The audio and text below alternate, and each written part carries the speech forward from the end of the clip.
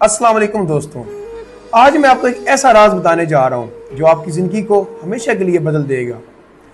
दोस्तों, हर कामयाब इंसान की ज़िंदगी में एक ऐसा वक्त ज़रूर आता है जब वो तन्हा रह जाता है।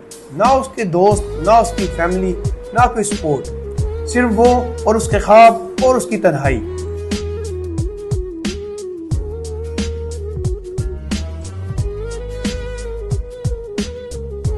और ये तन्हाई ही उसकी जिंदगी का असल रुख बदलती है। सवाल ये है, क्या तन्हाई एक कमजोरी है या असल ताकत?